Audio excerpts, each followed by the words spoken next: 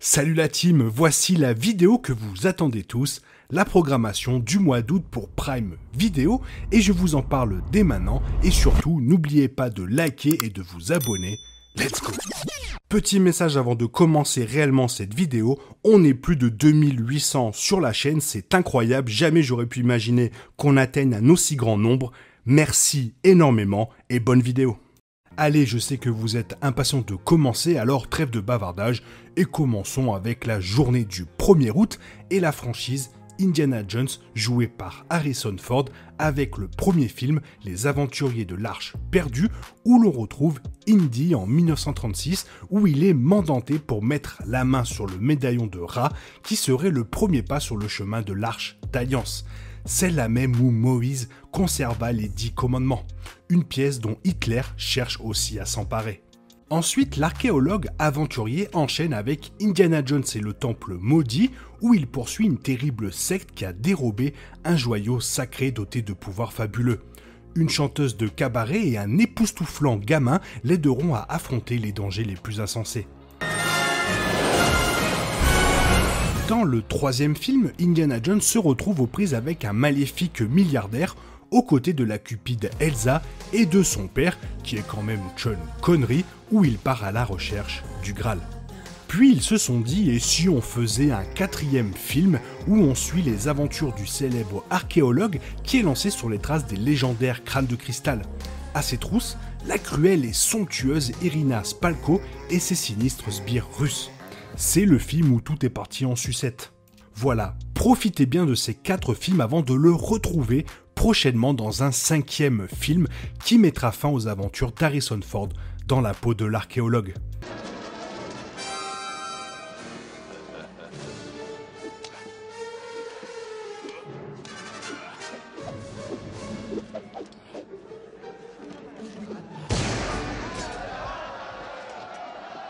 Sur cette larme coulant sur ta joue, passons à la suite avec le film Rampage avec Dwayne Johnson entre autres, et voici un petit aperçu.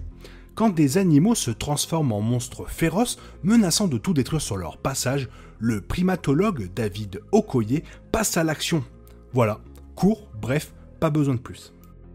Attention, film culte qu'il faut voir si ce n'est pas déjà fait, Didier avec le grand, l'immense Alain Chabat et tout aussi grand Jean-Pierre Bacry qui est un agent sportif qui doit garder le labrador d'une amie pendant une semaine alors qu'il est empêtré dans de sombres affaires.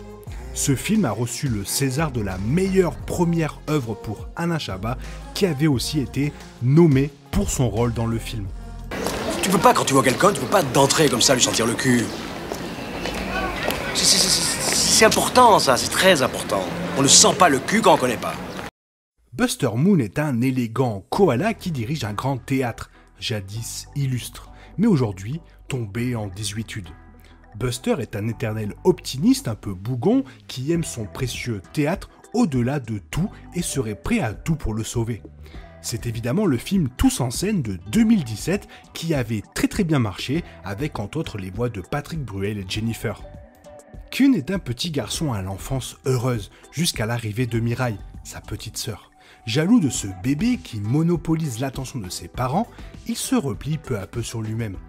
Au fond de son jardin, où il se réfugie souvent, se trouve un arbre généalo-magique. Soudain, Kun est propulsé dans un monde fantastique où vont se mêler passé et futur. Il rencontrera tour à tour ses proches à divers âges de leur vie. Sa mère, petite fille, son arrière-grand-père dans sa trépidante jeunesse et sa petite sœur adolescente. À travers ses aventures, Kun va découvrir sa propre histoire. Très bon film de 2018, Mirai. Poursuivons avec le film Oslo 31 août et voici un court résumé pour vous donner l'eau dans la bouche. C'est le dernier jour de l'été et Anders, en fin de cure de désintoxication, se rend en ville le temps d'une journée pour un entretien d'embauche. L'occasion d'un bilan sur les opportunités manquées, les rêves de jeunesse envolés et peut-être l'espoir d'un nouveau départ. Ensuite un film de 2007 avec Jean Dujardin, contre-enquête, dont voici un aperçu. Malinowski, capitaine à la crime, a l'habitude d'être confronté aux faits divers les plus durs. Mais lorsque sa propre fille est assassinée, tout bascule. Bouleversés par sa détresse, ses collègues mènent l'enquête au pas de charge et un suspect est bientôt arrêté, puis condamné. Du fond de sa cellule, celui que tout semble accuser clame son innocence et décide d'écrire à Malinowski. Et s'il était innocent? Face à la douleur du père qui a obtenu justice, le doute du flic s'installe peu à peu. Pour Lanikowski, une contre-enquête solitaire commence. Un film avec Gerard Butler, en général, ça fait une bonne soirée, alors j'espère que Last Seen Alive sera du même acabit, et voici un résumé. La future ex-femme d'un homme disparaît mystérieusement dans une station-service. S'ensuit une course contre la montre pour la retrouver dans le ventre criminel de la ville. Voilà, c'est tout. Puis les saisons 6 à 9 de New York Police Judiciaire. Sans famille, sans amis et sans argent, Nomi Malone débarque à Las Vegas pour réaliser son rêve, devenir danseuse. À peine arrivée, elle se fait voler sa valise par l'homme qui l'a prise en stop. Perdue dans la ville, Nomi doit son salut à Molly Abrams, couturière au Cheetah, un cabaret réputé de la ville. Molly lui trouve un job de stripteaseuse dans une boîte où elle fait elle-même quelques extras. Crystal Connors, la vedette du Cheetah, très attirée par Nomi, la fait engager dans son show, où elle gravit rapidement les échelons. Dans les coulisses impitoyables de Vegas, Nomi devient très vite une rivale gênante. Énorme film de 1996 par Paul Verhoeven, Showgirls, que je vous conseille vivement. Thomas N'Gijol et Fabrice Eboué se retrouvent propulsés à la fin du XVIIIe siècle dans les champs de canne à sucre sous le joug d'un esclavagiste.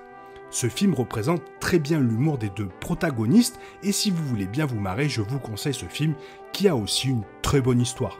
Liberté! Ah! Égalité! Ah! Nique ta mère! Oh. Ah! Par contre, je suis beaucoup moins fan du crocodile du Botswana, alors une fois que vous l'aurez regardé, venez me dire ce que vous en avez pensé dans les commentaires et si j'avais raison.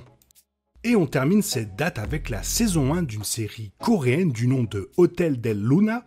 Alors oui, moi aussi je suis surpris du titre et de la provenance de la série. Je m'attendais plus à 3 petits Espagnols sur une plage, mais bon, pourquoi pas. Pour le 4 août, une série documentaire sur l'équipe de football anglaise Arsenal avec All or Nothing Arsenal.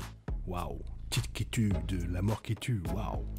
L'incroyable histoire vraie de l'immense effort mondial pour sauver une jeune équipe de football thaïlandaise qui s'est retrouvée piégée dans la grotte de Tam Luang à cause d'une tempête de pluie. Face à des difficultés insurmontables, une équipe de plongeurs parmi les plus compétents et les plus expérimentés au monde, capable de naviguer dans le dédale de tunnels étroits et inondés, se joint aux forces thaïlandaises et à plus de 10 000 volontaires pour tenter de sauver les 12 garçons et leur entraîneur. Avec des enjeux incroyablement élevés et les yeux du monde braqués sur eux, le groupe se lance dans la plongée la plus difficile de son histoire, démontrant ainsi l'aspect sans limite de l'esprit humain. C'est le film 13 vies et ce sera dispo le 5 août. Et toujours pour le 5 août, le match entre Lyon et Ajaccio pour le compte de la Ligue 1 et mon pronostic 3-1 pour les Lyonnais. Le 9 août, tous les films de Rambo avec pour commencer le premier film où John Rambo, ancien combattant du Vietnam où il a gagné plusieurs médailles, est arrêté dans une petite ville pour vagabondage. Maltraité, il décide de fuir. La chasse à l'homme commence. Film de 1983 quand même, hein, ça nous rajeunit pas tout ça. Puis en 1985, le second film était dans les salles avec Rambo 2, La Mission, où John Rambo purge une peine de prison lorsque le colonel Trotman lui donne la possibilité de sortir pour une mission délicate. Avoir la preuve qu'il reste bel et bien des prisonniers américains au Vietnam. Supposé n'être qu'un observateur, Rambo désobéit aux ordres et tente de sauver un prisonnier. Murdoch, le responsable de la mission, décide alors de l'abandonner en territoire ennemi. Rambo, seul, sans armes et face à l'ennemi, prépare sa vengeance et son retour au pays. Et vous pensiez que c'était fini ?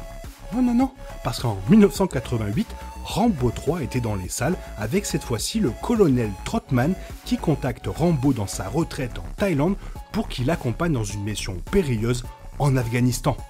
Et pourtant, à chaque fois, cette guerre, c'est pas sa guerre, mais bon. Go while you can. This is not your war. It is now. Et en 2008, ils se sont dit pourquoi pas refaire un film 20 ans après. Hein? Alors le film John Rambo est sorti dans les salles et John Rambo, toujours dans le nord de la Thaïlande, se tient à l'écart de la guerre civile qui fait rage non loin de là. Mais la violence du monde le rattrape lorsqu'un groupe de volontaires humanitaires vient le trouver. Puis en 2019, ils se sont dit attends, Asie, Moyen-Orient, forêt américaine, putain on a zappé l'Amérique du Sud. Et du coup dans Rambo Last Blood, John Rambo va devoir affronter un cartel mexicain. Voilà. Le 12, un remake du très bon film Une équipe hors du commun avec Tom Hanks. Voici un court résumé. La Seconde Guerre mondiale déclarée, les joueurs professionnels de baseball partent au front. Afin de sauver les clubs et le sport, des propriétaires de clubs s'associent pour créer une ligne de baseball féminine. Impossible que ce remake soit à la hauteur du premier film avec Tom Hanks, j'en suis vraiment désolé. Le 14 août, le film Dora et la cité perdue. No comment, je n'ai aucun commentaire à prononcer. Un lycéen de terminale vit des hauts et des bas d'une première relation amoureuse avec Anne. Au même moment, les parents de Jim doivent faire face aux retombées de la crise financière de 2008. C'est le film First Love et ce sera dispo le 19 août. Le 22, le film En eau trouble avec Jason Statham et voici de quoi vous appâtez. Au cœur de l'océan Pacifique, le sous-marin d'une équipe de chercheurs a été attaqué par une créature gigantesque qu'on croyait disparue, le mégalodon, un requin préhistorique de 23 mètres de long.